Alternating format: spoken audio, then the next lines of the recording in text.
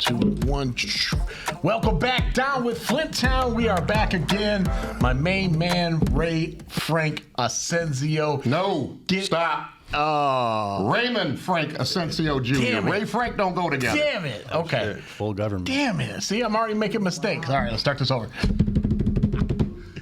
All right. I'd say we just leave it. Let's just get started. Second time in a row. You know what he did last time? I think we had our buddy Tyvon on the show. I think it was him. He said, all right, we got, oh, wait a minute. I got to introduce him first. I saw him. And I looked, I said, who the fuck is him? Okay, just don't do introductions no more. Or as Art Anderson would say, don't do this anymore. No more introductions. No more introductions. Now, I got one introduction to do. All right, we got our main man, Daryl Simpson from Unreal Wrestling Promotions, sitting here right next to us today. He's going to be our guest today. Daryl, how's it going today, brother? It's going good. How are you guys? Good, man. We're glad to have you, man. Glad to have you. How are all of you? We're rolling. Oh, yeah, we got an audience here today. So, we do. How's everybody doing? Everybody good? Yeah, Phil and Christy in the back. You want to get off your phone, show some respect while we're I'm just kidding. I'm just kidding. I got my wife here and my tag team partner, the Little Crusher, Daryl. Hell yeah. And I will be the aficionado today, correct, Randy? Yeah, you're on it. Most of the show, and I know everybody's used to hearing that lovely, cute little voice of Randall. So fuck him today. So bad. Yeah, I'm doing it my way. All right. Okay. I'm just kidding. You know I'm joking. I'll be Ray today, then. Watch out. Hey, I'm going to go on a rant. Don't be mean. don't do that. Get us kicked out of here. Okay. Daryl, we always start our show with roll call pertaining to the guest and the subject matter, okay? Okay. Today, we're going to go alphabetical order, one at a time. We're going to start with the letter A. Just name any wrestler, past, present, future, independent, anybody you want. If they've wrestled in the squared circle at least one time, they count. Got okay? It. Absolutely. What do you say, Randy? You ready? Oh, yeah, go. I got to get the first one, though. Okay. We're going to let Randy go first. We're going to start with the letter A. Randy, who you got? I'm going with the double A, Adrian Adonis. Let's go. I stayed up all night thinking about that one. Let's go, Adrian Adonis. Okay, who you got, Daryl? Big Boss Man. Letter A. Oh, you got to go letter A. Good one, though, by the way. Austin Aries, another double A. Austin Aries. Okay, well, I might as well just do a trifecta double A and go with Arn Anderson. Ooh, you know what I'm saying? Little Phil? I got Arn Anderson. You can't stop us. We went double A. What? Double A. Batteries with the cats on. Okay, now we're on the letter B. Randy, who's a B for you? The Birdman, Coco Beware. Nice. What's up? Big Boss Man. The Big Boss Man. We were just watching him. We were watching him yesterday. What was that? We were watching the 1989 Royal Rumble match. Oh, yeah. I love the Big Boss Man. God rest his soul. Okay, anyways, B. Who do I got for B? I'm going to go with B. Brian Blair. B. Brian Blair. What you know about B. Brian Blair, man? The Killer Bees. Ooh, Killer Bees is good. Okay, okay. I'm last, right? Yeah. Okay. Letter C. Randy, who you got for the letter C? Oh, come on. C. Yeah, Daryl, who you got for C, buddy? Who you got for C? Oh, Lord have mercy. We'll go double C, Colt Cabana. I think CM Punk says hello. Okay. There you go. Oh, hell, That's CM Punk. There you go. You got it. That's yours right there. Okay, D? Yeah, we're coming back to you. No. Coming back to you. I don't got no C's, man. Phil, help me out, bro. Yeah. Did you go to WrestleMania 3? What's that? Did you go to WrestleMania 3? I was there. What was the first match? Come on now. That's like, my memory ain't like yours. Who was Roddy Piper's bodyguard in 85 in Piper's Pit? Piper's Pit, 85? Oh, that was the Cowboy Bob Orton. Okay, Cowboy very good. Bob Orton. Okay, I know you could do it. Right there. Yeah, it's just so hard. I was going to say Chris Adams, gentleman. Oh, the gentleman. Okay, the gentleman. Okay. All right, there you go. Okay, now we're on D. D, motherfucker, D. Learn to speak English, D. That's an Ice Cube verse. Yeah. He's a rapper. He don't look like him, but he's a rapper. Okay. All right, D. Let's go with does the Junkyard Dog? Yeah. Our Junkyard Dog. Yeah, because that's my guy. dog is a separate word than junkyard. So, yeah, that's his favorite all-time wrestler. All-time wrestler. At his office where he works at, he's got a big, the kids bought him a big old poster of the Junkyard Dog. Yeah, it looks cool. Yeah. Yep, that was one of my dad's favorites. Who you got for D, Daryl? Can't name yourself. I could go easy with Doink the Clown, but let's go double Doink. D's and go with Danny Demento. Okay, Oh, okay, okay. okay. Now, after I just castrated you, now I'm struggling here. Let me see. What cover D? Oh, shit.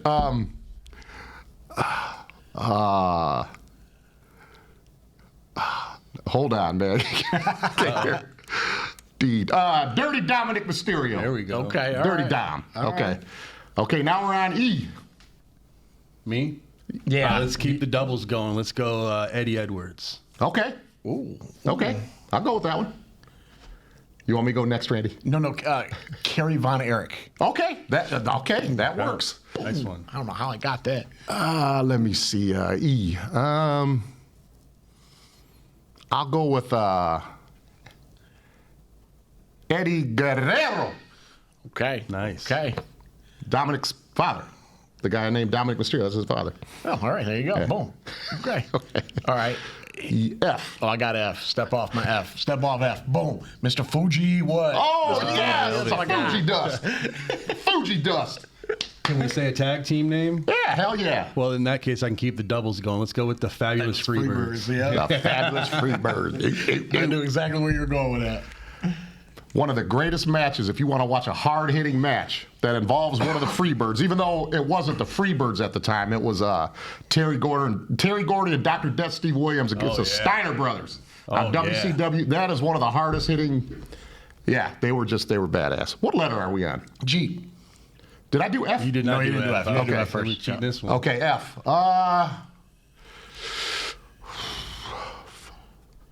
Frank Gotch, Dude. old Okay. shooter. Love it. Okay.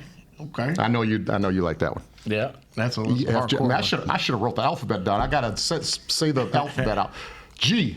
Got G. I got G right now. Detroit's own George the Animal Steel. Let's go. Michigan State graduate too. Good Oh, pull. all right. Michigan State guy. Well, I think I can keep the doubles going. Let's go Gorgeous George. Oh, He's got the doubles, bro. you talking about the one from the 50s or Macho Man's girl from the late 90s? The 50s. Okay, all right. I don't know. Okay, babe, you're gonna like this one. The person I'm getting ready to name, she's single. She likes older men, tall, funny. What was the other criteria? I matched the other one too. Clean. That's a good one. That's a good one. Julia. It starts with a G. Julia. All right. The women's United States champion right now, Julia. She's half Japanese and half Italian. Ooh wee. Okay. Yeah. What I say about the pervert stuff? I said, Daryl, we can't do pervert stuff on here. Okay. Okay, G. A, B, C, D, F, G, H. H. Oh, I got that too. I got that. Triple H, right? Okay. Yeah. You took the, I was going to say, let's go triples instead. You were going to go but, triple? Sorry, yeah, man. yeah. Sorry, I took you. Harry Smith. Oh, Davy Boy's son. Yeah. Harry, he looks just like Davy Boy. He does. Looks just like Davy Boy. They said he's tough as shit, too. He slapped the shit out of Jake the Snake Roberts at a Comic-Con. What letter are we on? H. Okay, handle the alphabet the rest of the way, Randy. I'm got losing you. I my got the memory. Just alphabet. handle what letters we're on. Okay. H. H. Hulk Hogan's nephew, Horace. How did we not go Horace. Yeah. That was my double right there. Well, he gets a topic earlier. Yeah, he gets He another gets one a later. topic later on. Yep. Okay. What's the next Okay. letter? I is the one. I. I'm going to let you guys handle I. All right. Let's go with something that's hot as hell right now. Let's go with Mr. Iguana. It's your iguana. Oh, fucking A. Okay. This person's in my top 5 personal favorites of my whole lifetime. I've been watching since 1981, and everybody's got a personal top 5 that's just their favorites. EO Sky is in my top 5, Daryl. EO. Hey, I can't blame you for that. Do that, Randy. Come on, Randy. Randy, I don't even know what this is, but I'm in. Let's go. I don't know what that is. Yeah, but hell I'm yeah, in. that's what she does. Let's man. go. Thanks, Randy. All right. J. We got to get J now. All right. I'll start there, too. Chris Jericho. Oh, Good, There you good. go. Took it okay. out of- All right. Damn, what I was Randy, gonna I see say. you. Yeah, I take the easy ones. Y'all don't know. That's why I go first. Okay. My turn? Oh, no. Daryl's turn. Let's go with James Storm, the cowboy. James Storm. Okay, Jay. I will go with Jeff Jarrett. Double J. Double J, one of my favorite heels. Can I take back my my J? Yeah. I want to go with straight up shout out to control your narrative. I want to go with Hillbilly Jesus. There was Man Bun. Man Bun Jesus. That's what it was. Man Bun Jesus. We made that name up, but that's what he looked like. But No, that's his name. Was that really his name? Yeah, because Derek said it, and I thought he made it up. But I looked it up. That's what he goes by. Yeah, Man Bun Okay, Jesus. Man Bun Jesus is my guy. Boom. He beat the shit out of that rabbit. God, he literally kicked him, rolled him, kicked him all the way to the locker room, screaming at him, threw trash at him, picked up a lead pipe. Oh, God, he beat the hell out of him. Long story, Daryl, but it was hilarious. It was a great night. Okay. Okay, all right. Okay. K. We got to go to K now. Okay. All right, I'll go with Killer Bees. Okay, good one. We got. A couple more killers. I'll say one of them because I don't want to take it out of your mouth. Let's go with Killer Kowalski. He just took it out of my mouth. Yeah. That's the one I was going to say. Okay. Should have gave you a hint for the other one though by saying that. I don't want to do Killer Khan. Is that who you were talking about, Killer Khan? Killer Cross. Oh, shit. Yeah. Oh, okay. fine. Let me see. I'll come up with one. How about DDP's ex-wife, Kimberly Page? Okay, all right, cool. All right, we're going to L, and I'm going to start there with Leapin' Lanny Poffo. What you know about Leapin' Lanny Poffo, bro? From Downers Grove, Illinois. Who was also the poet laureate. Yeah, the genius. The genius. The genius beat Hulk Hogan on Saturday night's main event. The genius. That's crazy. You guys talk about how Hulk Hogan's the greatest wrestler of all time. He lost to the genius on Saturday night's main event. The fucking genius. All right, go ahead, Big D. Let's go with double L's. Lex Luger. Easy one. All right, that's it. Double L's. There you go. What you got, Ray? What we have, L? L. Larry Zbyszko. That was what I was going to say. Larry Zbyszko. Good, I got you back there. I'll take that. Yeah, there's your receipt.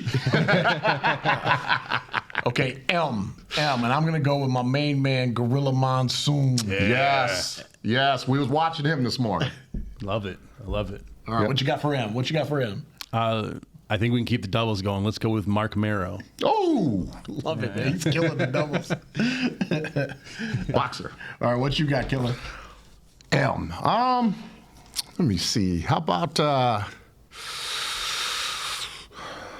Marcus Buff Bagwell? Oh, excellent. Okay. Good pull. All right, so we're going to N. God bless him, man. He just had his leg amputated a couple weeks ago. Yeah. So, yep, N. I got one. Okay, you're going to have to go with N. I think you can sense a pattern here. I'm going to go with Natty Neidhart. Okay, all right.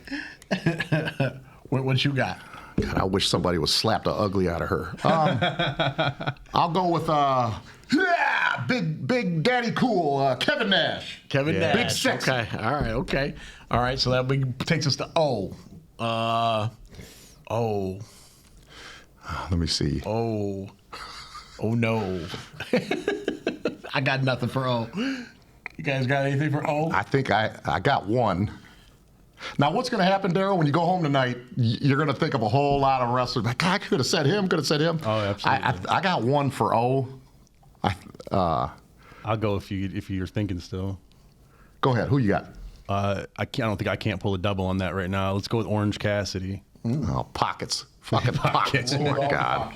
Yes. Oh, Lord. First thing that came to my mind is all. Hey, okay, that counts. I'll go with JBL's old limo driver, Orlando Jordan. Orlando. You remember him? Unfortunately, I do. That don't sound good. Okay, so we're off to P now. P, and I'm gonna hit you with Mr. Perfect. Mr. Perfect. We was watching him yesterday, too. All right, what you got? Let's go with one of the greatest heels of all time, Roddy Piper. Yeah. Ooh. My favorite heel of all time, Oh, man. yeah, no doubt. Just had his 10-year, July 31st, been 10 years now since he passed away. Yep. Okay, P.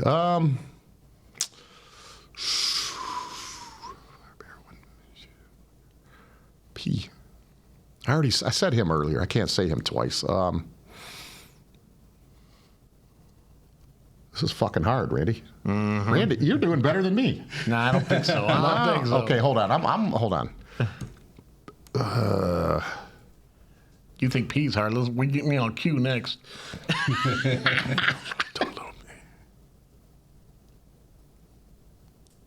you said Piper already. I can't use that one. Damn, P.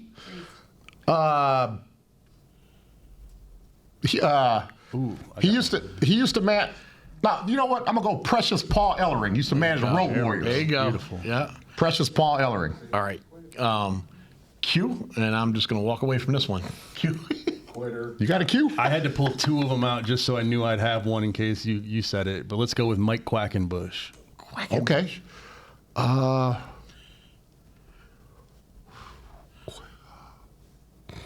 Q? Yeah. No, that starts with a C. I was going to say the Conquistadors, but that starts with a C. That's a C, yeah. That is a Q. It's got a Q in it. We'll count that. No. Q. We'll sort into the Conquistadors with a Q. Questadors. Questadors. Queen Sherry. Okay. I was getting my second was Queen Charmel. Oh, okay. All right. That's the way to And as a go. backup, for some reason, is his name Quentin Rampage Jackson? Yeah. And he wrestled. Yeah. That was going to be my backup. That's a good one. I mean, he wrestled in TNA, right? Yeah, I'm pretty sure. Yeah. Absolutely. Okay, cool. All right, this is R, and I'm gonna go. Listen, I'm gonna drop R and S at the same because I can cheat like that. So my R and S is gonna be the Macho Man Randy Savage, Okay, good. and I'm out for the next one. Okay. Okay, Double dipping. what you got for R? I'll drop my RNS too. Let's go Rick Steiner. Oh, there you go. Oh, okay, all right. Let's hear it, Phil. Bark. Rick Steiner. You want me to actually bark? Yes. Do it. Solid bark. Fill in the bag with the marks. All right. R. You got to go R and S, but it don't have to be the same one because we already got ours. Oh, RS. Yep, you went Rick Steiner or Randy Savage. Okay. Shit. RS. Let me see.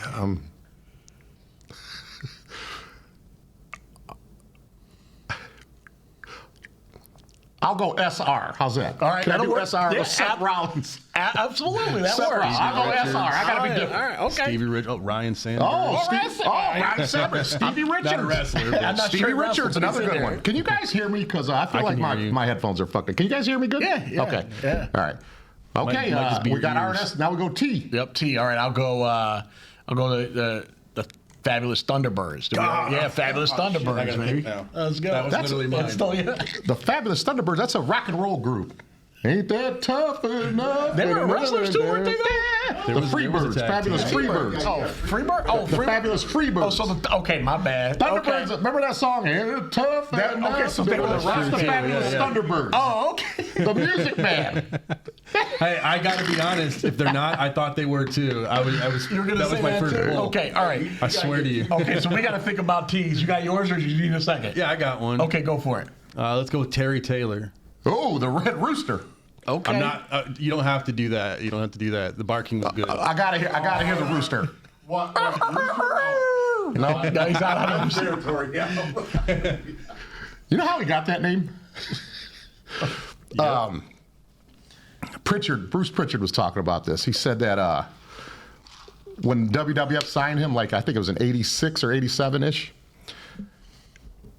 they said he had a horrible attitude. Attitude was horrible. So Vince said, that motherfucker reminds me of a banty rooster. He never shuts the fuck up. Bruce, put a rooster head on him. He's a rooster. That's how he got his name. The Red Rooster. Now, Daryl, agree or disagree? At next year's Royal Rumble, if he came out at the Red Rooster, he'd get the biggest pop of the night. Terry Taylor. I can't guarantee you get the biggest pop, but in my household, I'd pop like crazy for him. I think he would get the biggest pop now because fans like silliness as opposed to, anything else. Because it's so see that. silly, he would get that, Tongaloa, Top Dollar, they'd treat him like him. Who's other fuck nuts that can't wrestle and they love him? There's another one. Oh, there's a handful of them, man. I mean, there just not as a few. Unfortunately, there's a handful. Fucking dumb. Yeah, Red Rooster. Okay, where are we on? T. All right, you're on T. You got to do T. I got to do T. Tully Blanchard. Tully Blanchard. All right. Okay, maybe I'm thinking of something else too. But was there like a Texas tornado? Yeah, Kerry Von Erich. All right. Yep. I already said Yep. that. All right. Yeah, never mind. but his name was a Texas Tornado Okay, WWF. cool. All right. Cool. All right. Yep. Let's go. So T. You. What do we got for you? It's completely unfair if I go first. Yeah, I got to Go go ahead. first because I got the easy one. Go ahead. It's the Undertaker, right? Undertaker. Oh, okay. Yeah. Damn, I didn't even think of that That's one. point blank. Yeah. I'm embarrassed to say neither did I. I had Umaga. Oh, Umaga.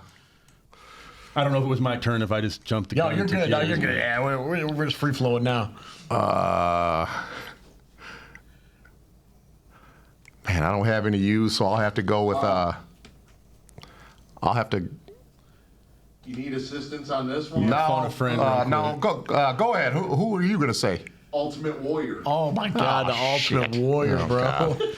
I'm not going to admit to not remembering that one. I was just locked in on Umaga. That's all it is. You don't think of the obvious when you're going to a letter like U, right? Yeah, you know, yeah. so you're thinking like You overthink obscure. it. Yeah, exactly. Yeah.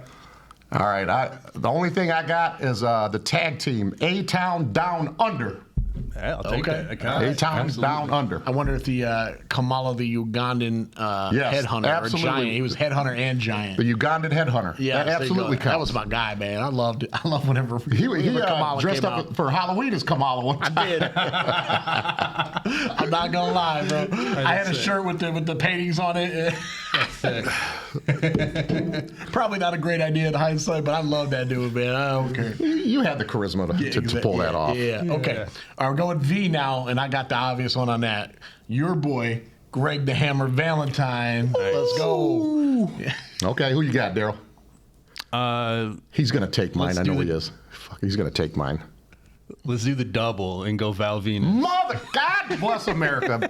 Get out of my That's office. Veronica Vaughn. All right. Me and you are main event in your first pay-per-view. That's 20. Okay, V. How about one of the other- Zelina Vega. There we go. There you go. Zelina Vega. All right. V to W, right? W next? Yep. All right, W. Go ahead with W. I wasn't even thinking. I was sitting here laughing. Yeah. You got a W, right? I do. Okay, hit us with it. Does William Regal. Okay. does this count? The Road Warriors? Yes. It it's does. one It word, counts. but- It counts. It counts. Yeah. All right.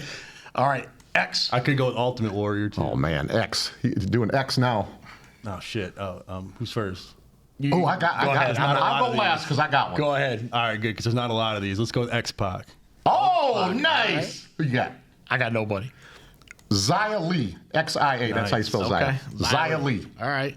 Y. W-X. Okay, why? Why?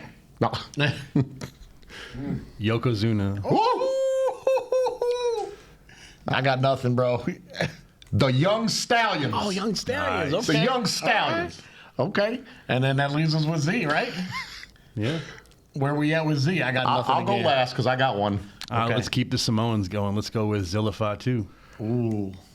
Yeah. I'm a big fan of Zilla. Okay. All right. You got a Z? I had one. God damn it. The Z-Man, Tom Zink. Nice. Oh, okay. One half of the Can-Am connection. We got through this, man. We absolutely got through sister this. did. Good job, bro. We got through this. My man. sister had a crush on Tom Zink. Oh, okay. Wait, you don't have a Z? Nope. You got one Want for me me? to help you? Yep. I'll be more happy to close this one out. Zeus! Oh, the human wrecking Yes. machine. Damn it, Randy. So this was a beast, bro. That was the perfect topping on the ice. Oh my god, he looked so Absolutely. mean. That messed up eye. That dude was a baller, dude. Okay, that was a great roll call. You know what? To be honest with you, Daryl, I think that's the first time Randy and I have done an A through Z where we've done the entire alphabet usually in we one get- sitting. Usually we get We like usually that. split it. We do it one day, we'll finish it off the next day. But we actually completed the entire alphabet. Yeah. Hell yeah. Good job, Randy. So let's go, Job, man. Daryl. We did this. We Good nailed job. it. We nailed it. There we Yeah, go. okay. All right. All right, cool. Where we going next? Now Right? we're gonna have some fun. Now, Randy, Okay. All this right. is How for it all you. falls apart. And Daryl, just be a spectator for this one. You'll get a kick out of these. These are I'm going to ask you wrestling terminology word questions. I'm going to say a word. I'm going to give you a wrestling term. You tell me what it means. Okay, I'm on this. Okay. Kayfabe. I think that's a wrestler, right? Didn't he do that song in the 90s? Oh my God. No, Just- I know Just this roll one. the punches, Phil. Roll the punches. I actually know He this was one. in the 'cause- wrestling boot band. Yeah, because you talk about it all the time. I didn't know what it was before you told me, though, but it's like, where the wrestlers play the role the whole time, right? Yeah. Stay in character. Yeah. Yes. Yeah. Okay. Good job. Okay. Yep. Color. Color? Like color commentary? No. Well, I mean, there is a color commentary, but that's not what I'm talking about. Color. Yeah, I wouldn't say it's when it's the wrestling's DEI program. Okay. You want me to tell you what color is? I got nothing, bro. Okay, Daryl and I are wrestling tonight, right? Yep. We're going over our match, and Daryl says, "All right, Ray." He says, "I'm gonna get some color today. That means he's gonna bleed. Oh, okay. That means bleeding. Yeah. Okay, gonna bleed Color. today. Give yourself some color. Okay. Now, God rest his soul. He's one of my favorite wrestlers of all time, New Jack. If he was still alive, don't ask him to give you color. That's all. If he was still alive, don't ask him to do it for you. Oh, he'll do it for real. Okay. Yeah, absolutely. Okay. Got another one, Randy. Going home. Going home. Going home. That's what I dream about every day. In wrestling, it's got to be when you when you take it to the end of the match and you wrap it up. Like, Yeah. Good. Damn. gas, All right. gas, Okay. Yeah, the Hulk Hogan leg drop. You're going home, right? You were taking it home. All right. How do you know all this shit? I know one. You ain't supposed to know all this. Damn it. Okay. Shoot. What's a shoot? Shoot. Yeah, that's got to be when someone like fires at you, right? Like, yeah. Like that's kind of it's when the shit gets real. Like Daryl, okay. Daryl and I are in the ring wrestling. Somebody ain't really cooperating or doing their job. The other guy gets pissed, and the other guy gets pissed back at him. It's kind of escalating, and it turns into sometimes a half shoot, sometimes a full blown shoot. Okay, all right. That's a shoot. That's when it's real. They get after it for Shit's real. real. Yeah, we're trying to beat the shit out of work. Okay, okay. Okay. Randy, you got to do the job today. What are you doing? That means you're taking the fall. You're gonna be the one to lose. Today. Why do you know all this? It just sounds like that would be it. You know what I mean? That just sounds like when you're doing the job, that means you're gonna put someone over. If you get all these right, you might receive some color at the end of the show. Okay, all right. I'll start messing up on purpose. Okay, I got one more. One more. It's the last one. What's a sellout? I'm not talking about a sold out crowd, and I'm not talking about a friend stabbing you in the back. What's a sellout in wrestling? All right, a sellout in wrestling is going to be, it's not the crowd. Let's see, it's going to be when somebody leaves from one promotion to another. Like you sold out and you went to this one. No? Okay, I'm going. I learned this from Mark Henry. I heard Mark Henry say this. Okay. Because I didn't know what this term was till about maybe 8 years ago. A sellout, once again, Daryl and I are in the ring. Shit's getting real, getting stiff. Throwing real blows. Somebody in the back, hey man, motherfuckers are shooting out there. That means everybody is behind the curtain watching. Okay. Everybody. Oh shit, they're looking. That's a sell. That's called a sellout. Okay, all right. When that happens, when all the wrestlers come from the back. When they're all looking, everybody behind the curtain, they're looking. Yeah, because we're out there fighting. Okay, they're coming out That's the called a showers. sellout. Okay, they call that a sellout. Okay, all right, I gotcha. Okay. All right. Okay. All right. All right, not bad. Not bad. Not bad. All right, cool. Why I oughta. Too good. Good job, Randy. I listen to you too much. That's a problem. I know. That's why I think I taught him all that shit. I think. For real.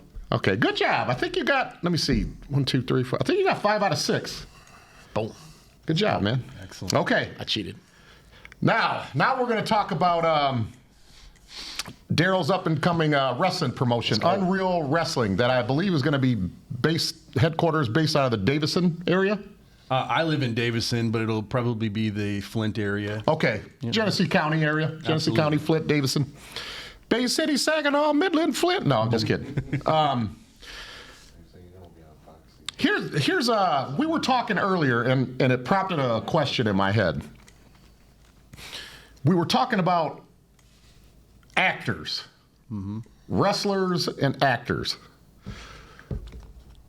Do you think, like in today's wrestling, like particularly WWE? I don't watch AEW a whole lot. AEW do love Statlander though.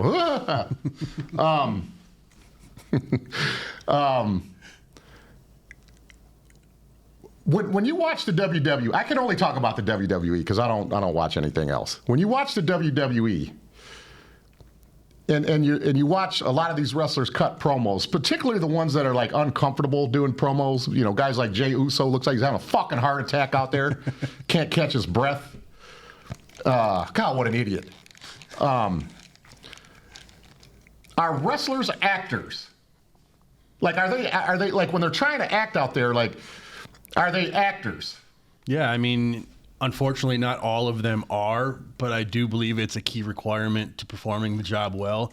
I did a Korean documentary, oddly enough, when I was working with Pure Pro Wrestling, and they asked me a similar question, and I told them, to me, it's not only the most physical endeavor in sports that I've ever gone through, but it was mental at the same time, with remembering spots and knowing where to be and what to do. And also, you have to entertain the crowd. Sure. through if it's not straight up dialogue and acting in that sense, it's selling to the crowd. It's trying to find that one person in the crowd, the kid that you want to get behind you, or the person you want to get to hate you. And the only way to do that, unless somebody's really breaking your leg, is to really act and sell that well. So unfortunately, some of them that try to be major stars, that's one of the key pieces they're missing. And that's why when you get to the big stage like that, they often won't put a microphone in your hand on the live crowd, because you can't. Right. Now, remember Ken Shamrock when he first had to do his first speaking role? Yeah. It was one of the worst things I've ever seen. Yeah. I think the worst was Marina Shafir a couple years ago. The "You Don't Know My Name" promo. She had no idea what she was doing. Yeah, I know what you're talking about. Okay, like, let's say like you and Randy were having a match tonight at SummerSlam, okay? Hey, youth is king. Don't even think about it. Oh, I haven't been called that. Tie you into knots. Oh my God. Randy used to be tough, but he's old now. He's almost 50. He's old, soft. man. I'm soft, He bro. used to be tough. I'm soft. Yeah. No, he was a starting center on an undefeated high school football team. He's kind of tough. Now, would you guys feel more comfortable if you guys had a match tonight? Would you rather have like agents and writers telling you what to say and how to do it, or would you feel if I gave you guys the freedom? If I gave you guys the freedom, like, look, Daryl, you're the veteran. You've been doing this a long time. He's green as goose shit. Don't know nothing. You lead the match today. Go out there and make it look as real as possible. Just make it look real, okay? Whatever your angle is, I don't know. He caught you messing with his wife. I don't know. You guys come up with something. Make the shit look real. Like David Schultz, he had a reputation when he was in the AWA and before he got fired in the WWF. When they would give him an assignment, he wanted the shit to be real. He wanted everybody to think that he was really like that. Now, would you rather do that, or would you rather just have like people telling you how to do it, how to walk down the aisle, how to your body posture, what to say, how would you lead that match with Randy? I guess partly in your question, if I was a long to the game veteran, I mean, I wouldn't want them to walk me through every step, but I would still expect the key elements they want for the company. So I guess the diplomatic answer would be that whatever the company needs in that situation. Okay. But yeah, if I'm fresh to the game and I really am nervous and shitting my pants, not just off of taking a top rope move, but just shitting my pants backstage, I would be more comfortable giving bullet points or key points and taking the advice from the veteran when we get out there. But if I was that veteran and it was a more poorly ran company, say something like TNA, the agents probably know the situation. They're probably telling me, dude, just go do your job. You know what to do. Like, don't listen to what Vince said. Sure. Now, okay, here's a question, and you don't have to name any names, okay, because I think Randy and I only have like one unwritten rule on here. We usually don't put people on blast unless they're here. If they're here, we'll make fun of them right to their face. But we don't. Good. We don't really. I mean, you can if you want to. That's up to you. But you don't have to. But what I was going to ask you is, have you ever been shot on, or have you ever had to shoot on somebody, maybe earlier in your career, or? I luckily haven't. Or has something come close, where maybe stuff could have gotten a little hairy? I was really good at being the dickhead villain, and if anybody was going to shoot on me, honestly, it was probably somebody in the crowd or in the city I was talking shit about that night. When I got in the ring, I did a really, really good job of just playing my role. However, I've been the guy sitting at the table doing commentary solo while a couple of my friends were in the ring. And I realized pretty quickly that they were shooting on each other. And I looked around and realized that nobody else had a clue what was going on. I was like, oh, shit. Oh, my God. This is going to get hairy. And they straightened it back out and got back on. And they actually garnered a lot of respect for each other after that and had 4 or 5 other matches. But yeah, for myself, no, I've been lucky enough because most of the guys I've been in the ring with were a lot bigger than me. Even though I'm fairly decent size, they were bigger than me. Okay, I just got another question popped in my head. When you start your promotion, now back in the territory days, Bill Watts had a couple of rules for his. I love these rules. I could have wrestled for Bill Watts, but I'm curious on how you. I'm not saying that you have to do it like him, but I'm curious on how you're going to handle your promotion because you're the man. You're the Ari Emanuel of Unreal Wrestling. Fair enough. Who's Ari Emanuel? What you know about Ari Emanuel, man? Huh? I know he's like Daryl because he's who runs. Yeah, I have no idea. No, you're right again. You're right again. Because you just don't want me. Hey, I don't like you answering all these correctly, man. Okay, good. Damn, I can't get him. Okay, one more before we get Randy. You're the referee of wrestling. He just broke his leg and he just silently told you, I just broke my leg. I can't go no more. What do you do as a referee? As a referee?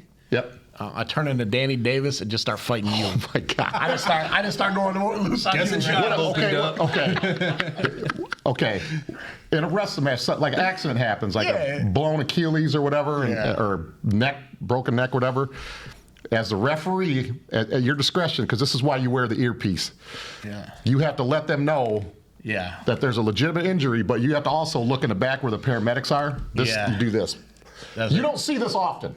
Because wrestlers, 98% of the time, know how to finish it real quick or know how to get through it. Just wrap it up. But if the guy or girl can't go anymore, you got to give them the sign. This is the signal. Yep. Okay. That's the signal. Means get the real EMTs out here. We need help now. This is real. Yeah. Okay. Gotcha. All right. Cool. Okay. All right. Now we're okay. Back to you. Can I hit Daryl just one? Of course. Real quick? So what names did you wrestle under? Give me a couple. I just want to know what some of your names were real quick. The biggest one I wrestled under was. It was the first one, and then I ended up bringing it back as the one long term. I showed up to my first show after training with Xavier Justice and Father Time locally. Father Time, let's go. And we were supposed to work at the Goodrich High School with their weightlifting or football or both coach. His name was Bruce Edwards. And when about a month before, he's like, I need you to come up with a character. I'm like, oh, shit. Okay, that's cool. That's fun. So I started thinking about it, and I went on elucha.com, bought the cheapest mask I could find, and I came up with this whole character, and essentially my story was that I was born in America but made in Mexico, and my coach here failed me, so I had to go down there and learn the fine art of lucha libre. And I came back, and I was wrestling under the name Eva Lucha. Eva Lucha. All right, I like it. I thought he was going to say El Grande Simpson Cano or something like that. I don't know. He stole the gimmick from me. Yeah, they owe you money, man. They owe you money for that. Shout out Father Time, man. Genesee County legend, right? Let's go. Oh, absolutely. So you never had to shoot on nobody, or it's never come close? No, Any of your buddies? Have you ever witnessed one? At an event that you were in, have you ever witnessed one? Yeah, absolutely. My friend, he was in the Real Risers, Samson Real. He was still in his rookie year, and he was wrestling a guy from the Nomads. These were all pure pro wrestling guys, and they got into it. It was, I guess, I would imagine probably too fast or too stiff of a shot to the veteran. And I noticed quickly they were going at it, and I noticed the looks on their faces right away. They went from work to real life anger, the red eyes, and all that stuff.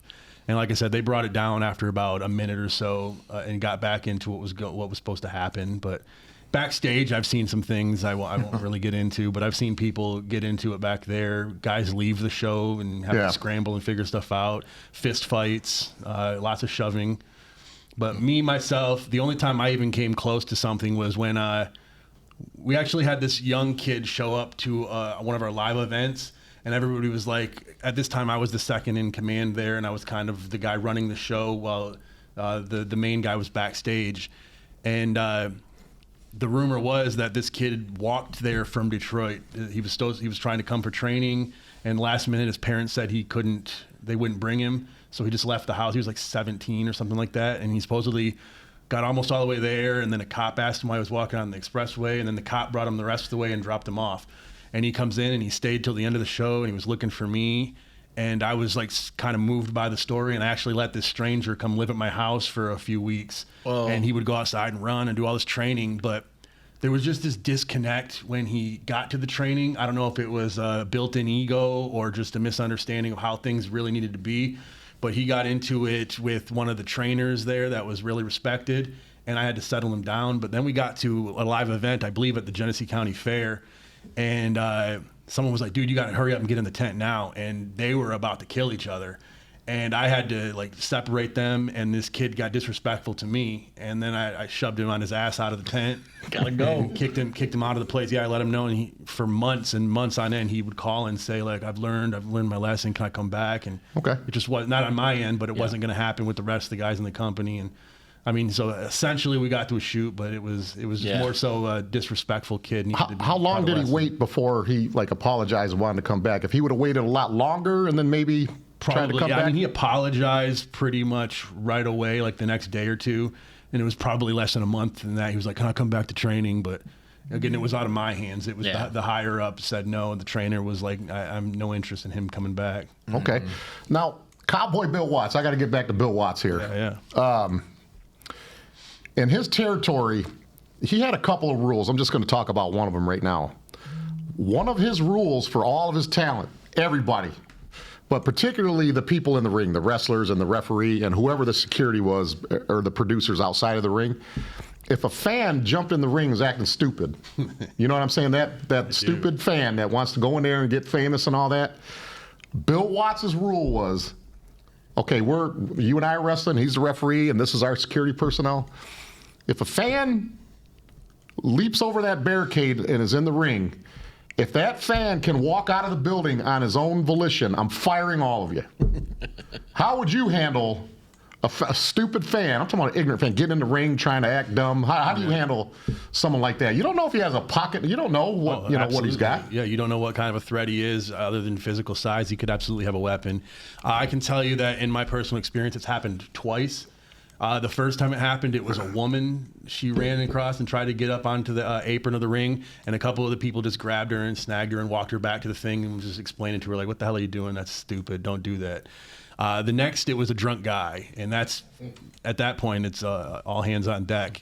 There was, I think, aren't they fair game? Once they get out, not necessarily the woman, but we'll say the guy. I mean, no, absolutely. If you leap over that boundary, I mean, you're fair game in my opinion. Yeah, there was like 4 or 5 guys in the ring. Each one got a couple licks in. The referee hit him, and when they started bringing him back towards me, he was still trying to struggle the way. I gave him a couple pops too. Like, yeah, I find that completely disrespectful to the business, to the people that are in there, and outside of the disrespect, which pisses all of us off, it's just the safety matter. Mm-hmm. Okay, a drunk guy can cause a lot of damage with or without a weapon, and for all I know, he had one. I assume he did. Now, here's something I've talked about a lot. When I'm watching wrestling on TV, over the years, I'm talking about basically my entire life, when there's a real injury, let's say, heaven forbid, like a broken neck or like a blown out something, WWE, they always go to commercial. Michael Cole always has to go to commercial. They never show the injury because I feel like TKO and Nick Khan, Triple H, and all them other stooges, they're trying to make this product to look like like everything's supposed to be fun and there's something for everybody, but they never show people when they get injured. You know what I'm saying? Like we have a real injury over there. Michael Cole needs to be saying, at least saying to the kids watching on TV, like, we're out here to have fun. We love our job. We do what we do to entertain you guys. But you kids need to know that stuff like this can happen.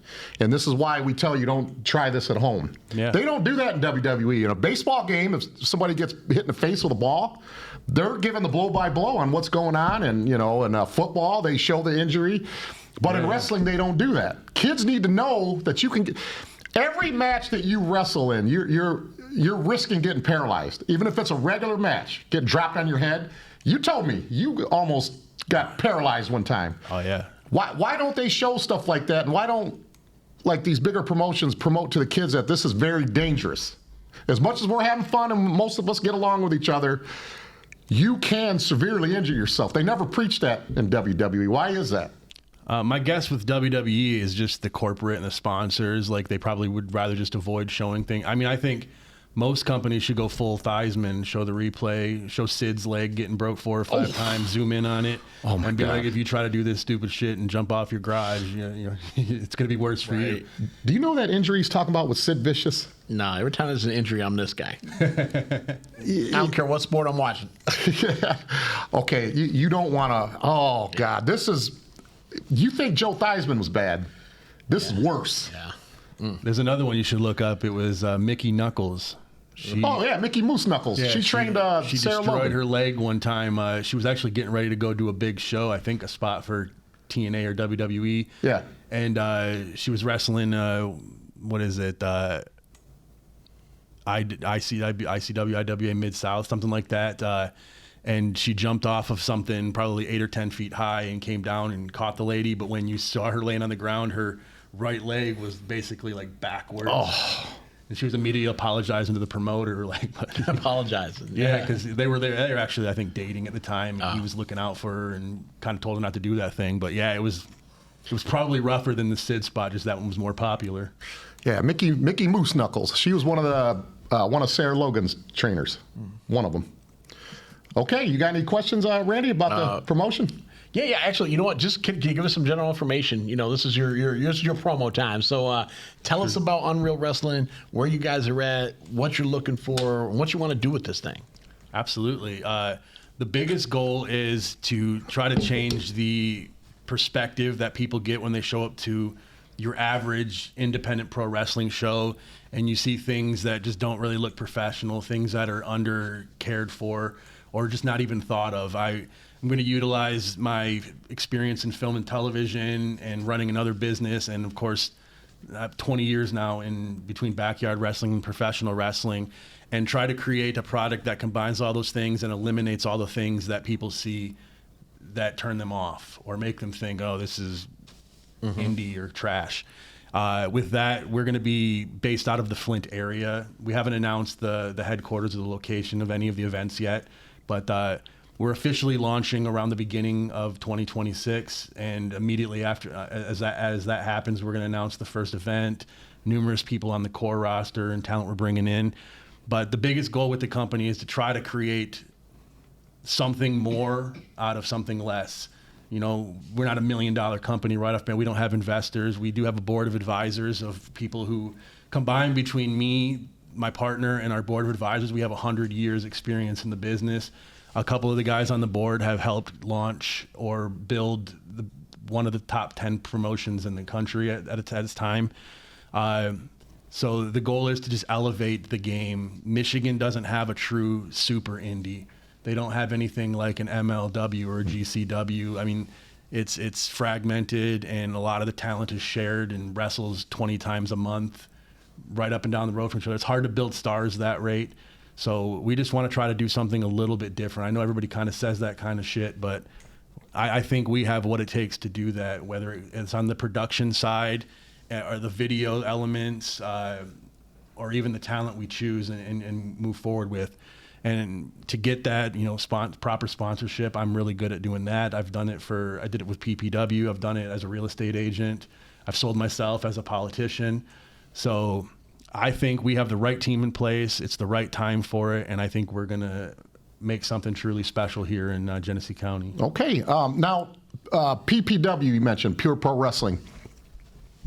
Now, I know you used to work with those guys, so I know are they supporting you in doing this, or is this going to be like a competition? How does that work out? Is this going to be, or is it going to be like the old territory days where, I don't know who owns Pure Pro Wrestling, but he calls you on the phone. Hey, Daryl, could I use Randy Scott for a couple of months, and I'll give you. Is there going to be any of that going on? How does that work? Do they look at it as competition, or are they supporting I you? would venture to guess, no, they're not supportive. I mean, okay.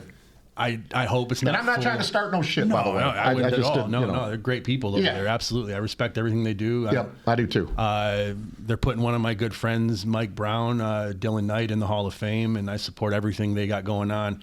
But I would also hope it doesn't go full territory. Okay. I mean, that company alone, they're the largest traveling company, probably the only real true traveling company in the state of Michigan, and they go to every territory in it. So I wouldn't feel like I would feel like it would be hypocritical for them to be upset that we're performing in the same town as them. I think we're going to draw a different type of audience. Not that we're not family friendly, but they're solely focused on family friendly stuff. And our goal is to try to attract more of the indie crowd, the buzz guys, the people on the internet who that's want what to I like. That's what I like. Yeah. So I don't think we'll be necessarily taking anything from them, and I hope we can all coexist and you know, all make something special. But I just think we're going to make something incredibly different and truly lift the game here in Michigan and make everybody else feel like, oh shit, what were we missing and why did we let this happen?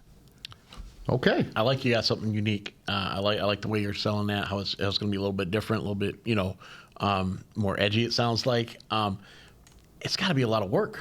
Tell me what it takes to put something like this together and make it successful. I was still up. I was up at 7:30 yesterday morning, and by 1 o'clock I was still messaging the members of my team with things. I closed my eyes to go to bed, and I had a thought, and I reached over and I asked another question into ChatGPT, and I researched something just to make sure I had that right. I can't close my eyes without thinking of it, and as soon as I open them, it's the first thing I think about. Between the work I actually do and my family, I probably am putting in 18 to 19 hours basically every single day since the moment we've been going with this. So the actual amount of work put into it is more than I can even put a number on. But it truly takes a lot, and we're not even to the level or to the point yet where we're actually putting in the hard work. It's just the building phase, relationships, speaking with people in the community, and just trying to make all that happen. But just building the team alone and setting the ground for it is difficult. But again, I've done a lot of things in my life, from working in movies and real estate and owning my own business. Like I'm built for it. Like I don't get up and I complain, and I don't go to bed thinking, man, I'm hella tired. I wish I hadn't done all that. I'm literally wishing I didn't have to go to sleep, and I'm hoping that the morning comes fast so I can start working again. Yeah, my next question was going to be why are you doing this, but it doesn't sound like you even got a choice. This is kind of what you were made to do, huh? It's my passion. If someone tries to take the wrestling business away from me or cancel me or shut me down, they can walk off a fucking short pier. You know? Take a long walk on a short pier. 100%. Like, this is in my bones. Like I told you a little bit before we started the show, the first bump I ever took, well, I was backyard wrestling, and I wanted to learn how to actually bump. And I bumped on a futon in my trailer, made the whole trailer and my head rattle. I got a concussion from there. But that didn't slow me down one bit. Then we started a backyard wrestling company. I remember I was 19 years old, and we had a ring made of wood and tires. We had a bunch of kids from the neighborhood on the east side to go find, and we built that. And then we got those same kids to go and sell dollar tickets to like 27 people, I think it was. So I promoted my first show there on the east side of Flint to 27 kids.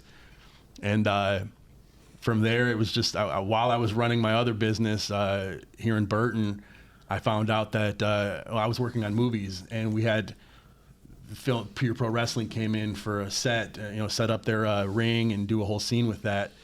And I met those guys and stayed in contact. And as soon as I had the chance, I bought my own ring, put it in a building we had.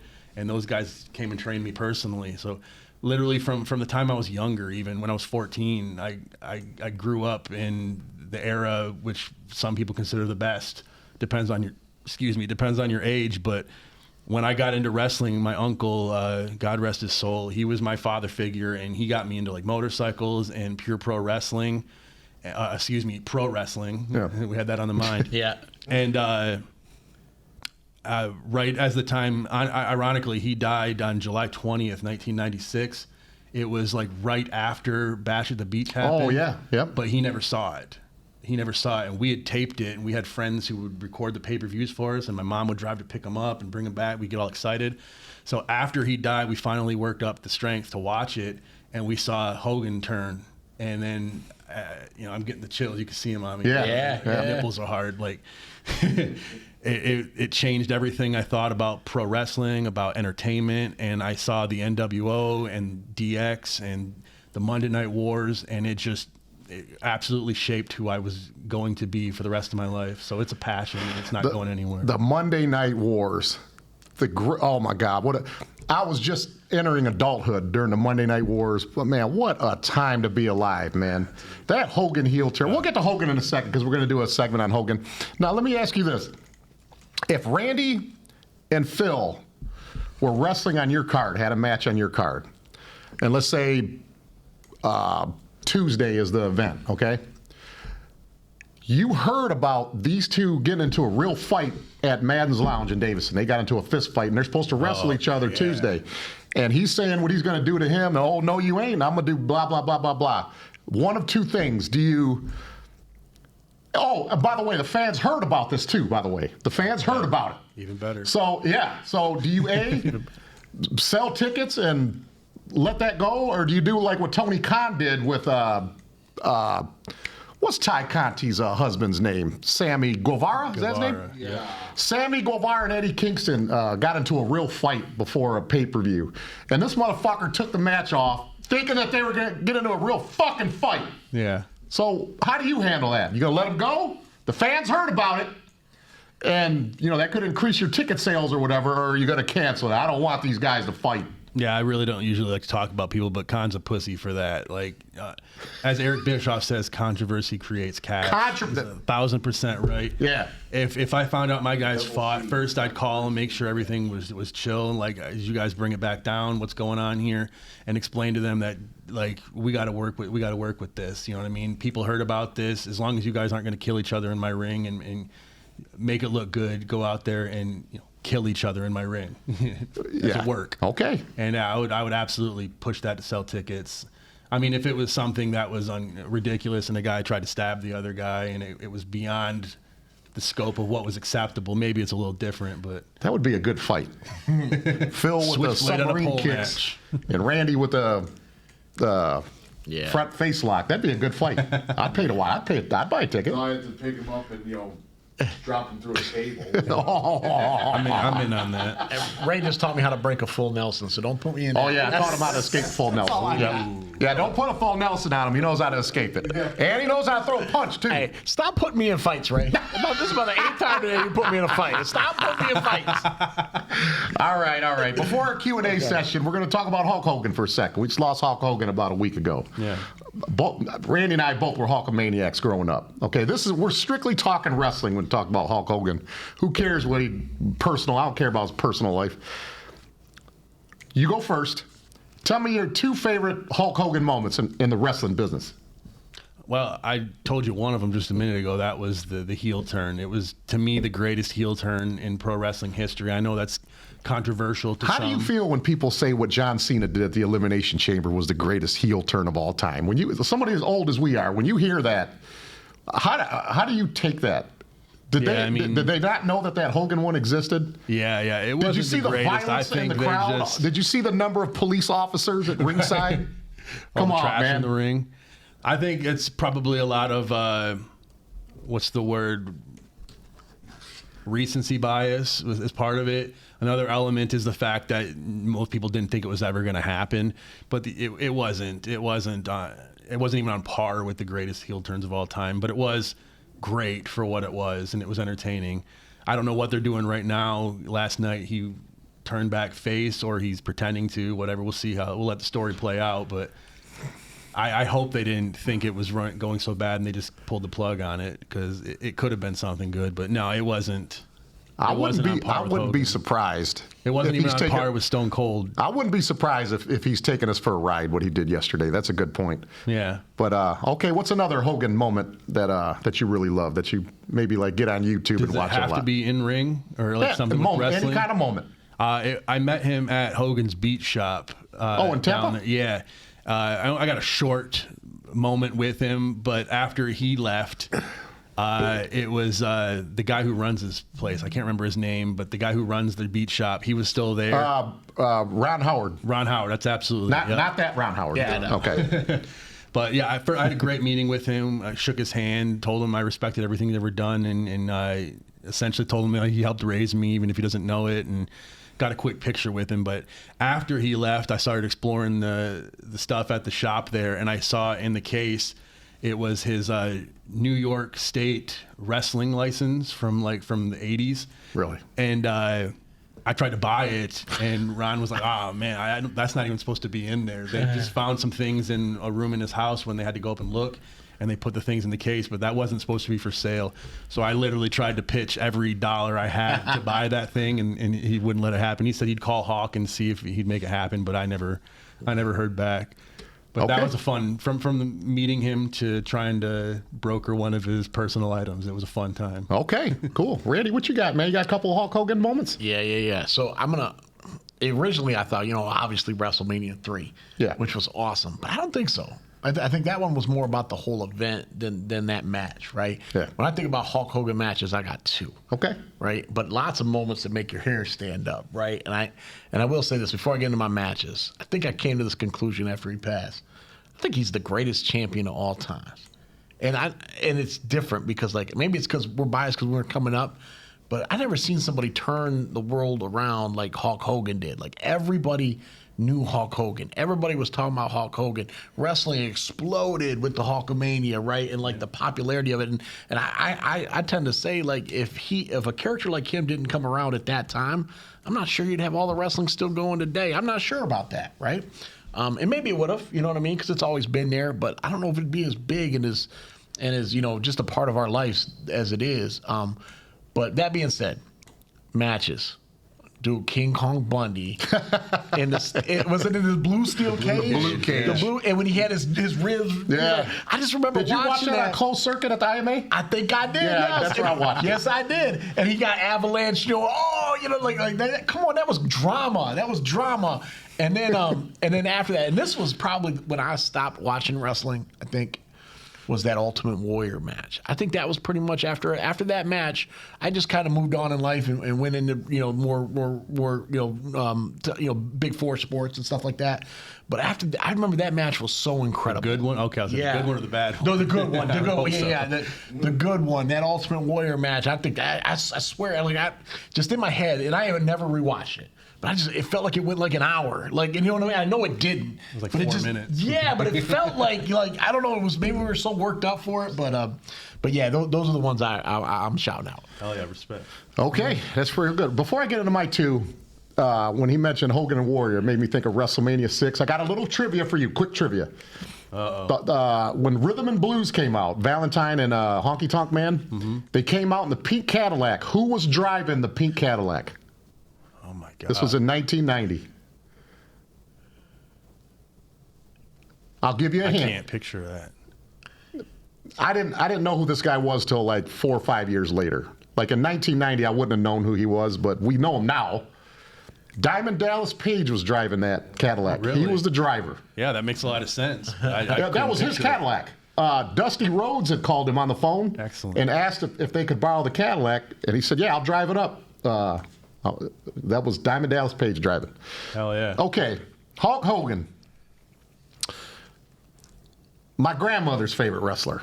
My grandmother, she died in 1990, but when I was little, when she would be over the house, we'd watch Tom and Jerry and wrestling on Saturday mornings. My sister Michelle watched wrestling at the time too.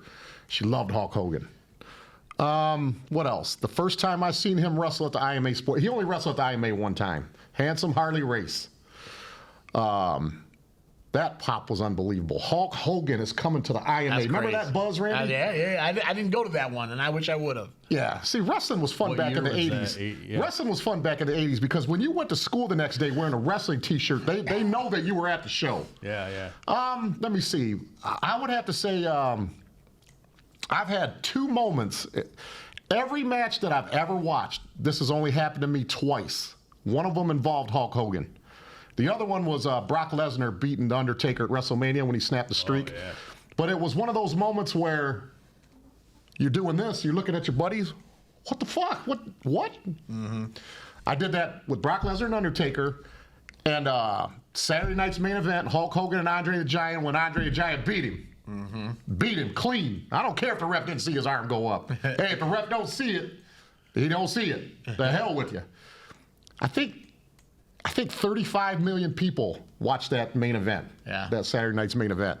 So, and then he gave the belt to DiBiase. He said, I surrender to DiBiase. And then remember DiBiase put that belt on and he was looking at Hogan smile. Dude, how much fucking heat did that guy have back then? Did you know he actually, DiBiase, the world title belt, I'm not talking about the $1 million belt. Yep. When Andre put that belt around him, I heard that he actually defended that at 3 house shows. Really? Nice. He defended the belt. So that was one of my, I mean, the obvious one is the one when you gave the story with you and your uncle with the heel turn at in Miami, the Bash at the Beach 1996. That was, I was at Birdie's house watching that. And I just remember saying, Hulk Hogan is going to fucking be a bad guy. How fucking cool is that? I thought that was awesome, too. And I was out of wrestling. Like I said, I was out of wrestling at that time. But when I heard that, and all the KC came back, he had the black beard, I'm like, what? So I did watch a couple matches just because I was so happy about that. Today. There you go. In sport, there's like, to me, there's like 4 people that the entire world knows, even if they don't watch that shit, don't watch sports. Everybody in the world knows who Michael Jordan is. Yeah. It don't matter if you don't watch it. Everybody knows who Hulk Hogan is. And then I would probably say Babe Ruth. People know, like kids today have heard of Babe Ruth. Who was the other one? Muhammad Ali would be the other one. They know who he might not know his history, but they know, everybody knows the name. So Hulk Hogan would be in that Mount Rushmore of athletes in terms of the whole world knows who you are. Literally 8 billion people know who you are. Yeah. So Hogan, he actually changed the wrestling business twice. Obviously in the 80s, the Rock and Wrestling Connection, when he beat the Iron Sheik and he was a champion, carried us in the 80s. And then the heel turn in 96. That started the Monday Night Wars. Yeah. I mean, I know they were still going head-to-head on Mondays, but it didn't become a war. The 83 consecutive weeks of beating Raw in the ratings didn't start till July of 96. Yeah. Hogan started that. Absolutely, 100%. Is he the greatest scientific wrestler I've ever seen? No, he's not the worst either. He actually can, whether you know it or not, he can wrestle. Because there's some old footage of him wrestling in Japan, and he looks like Chad Gable out there wrestling. I'm like, what the hell did this come from? Yeah, I've seen some shit. When I saw that the first time, like 10 years ago, I was like, holy shit. He was thrust shuck and doing all these moves. Yeah. Yeah, I was shocked. More than a leg drop and a boot. I actually you saw the other day, I made the Mount Rushmore of heels, and obviously Hogan was on that. Oh, yeah. And I pieced together my Mount Rushmore of greatest faces of all time, and he was on that as well. If he wouldn't have been on my Mount Rushmore of greatest technical wrestlers, but he was the only one that made the greatest faces and heels. Like, that's saying something. Absolutely. Okay, now we're going to get in. Before we do our shout out, we're going to do a little Q&A. We got some people here in the audience. We got some over there, some here, got some journalists over there. Who wants to take the first question here? Anybody? I guess I'll take it. Right over Big here. Phil. Let me see. That guy right there. Looks like a Philadelphia Phillies jersey. Yeah. I'm not going to answer. You got a his question? What's your question, then. sir? Yeah, question is, so what is it? I know you kind of explained about it, but I guess I kind of want to get more like depth into it. What is it that you're going to do different in this upcoming promotion than you did at the previous one for Pure Pro Wrestling that you worked at? Like, Okay. What is it going to be different? Let me repeat the question because if somebody watches our stuff, they can't really hear what he's asking. So what he asked was, with your experience in Pure Pro Wrestling, all those years you worked for them as a talent and a backstage producer, what are you going to do differently in your Unreal Wrestling juxtaposed to the PPW? Absolutely. I'm not going to give away all the secrets. Well, No, I'm just kidding. One of the things, obviously, I wasn't the guy there. So when I'd have a great idea or what we could do to get to the next level, oftentimes it ran into budgetary concerns or a no. I could have solved those budgetary concerns, or I could have found a way to make it happen. So first off, running into no's immediately instead of how can we make that work, that's going to happen at Unreal Wrestling. There'll be a collaborative effort to make sure if we have a concept that we think can happen, we're going to try to make it happen. But outside of that, a lot of these companies, and I'm not bagging on PPW, it's really most of them, they don't have a major focus on the product that's going out to the world after the live event. They'll have a lady or a wrestler's friend walking around the ring with their cell phone recording it, and often you never even see that event or the matches from it. So a cinematic approach to everything. I told you I was an assistant director in film, so logistically, I think we're going to have our format and the way we shoot things are going to be done significantly better than most people to provide that great show, that great end product. And for the live event, I mean, I've worked for the Saginaw Spirit and a few other sports teams as well. So even inside on the production there, I have like all these things that just kind of come together to, I think, create the perfect person and the perfect storm, I guess you'd say, to make this happen. And outside of the cinematic approach, the roster, we're going to focus on certain local talents, and instead of filling out the card with local talents and spending money elsewhere or keeping the money in my pocket like a old Carney guy would, we're going to spend that money on quality talent. If you knew the names that I've already reached out to and got their rate and spoke with them about becoming full-time wrestlers, you know, not like a contract, you're not going to kayfabe that, but essentially full-time talent for Unreal Wrestling, you'd be like, holy shit, I'm buying a ticket tomorrow if I can't get one today, you know? Cool. Okay, do we have any more questions in the audience? Anybody? How about that guy? Anybody? You got a question? Sir? Not another one off top. Unfortunately, not another one off the top of my head. You know, maybe like later on down the road, once this thing sinks in more. You know. We got to invite more press next time. Yeah. I didn't know this was going to be a press conference. I thought he had like 2 or 3 questions. No, we're good. I was trying to. We're good. I can say, well, I'll definitely come back and hang out with you guys more as we get closer, Sweet. as many times as you want me. And the information will just be flowing a lot more as we're able to reveal certain things. Yeah. But I'm not going to say the names of venues. I can tell you a funny story. When I was working for Pure Pro Wrestling, there was some Carney tactics that came up, some territory tactics that came up. We had an event at a venue, and we called to double check everything was still good before we go out, and they told us, you called and canceled and said keep the deposit. So someone tried to sabotage our event by calling the venue and getting us shut down. So like those things still exist, and I wouldn't put it past anybody to try to stop us. I didn't know that. That's crazy. All right, you got any questions, Randy? No, I think I'm good. Okay, I think we covered it. Okay, I think it's shout out time now. The way we do our shout outs, Daryl, just shout somebody out. Don't matter who it is. It could be a wrestler. It ain't even got nothing to do with wrestling. It could be a family member, coworker, anybody.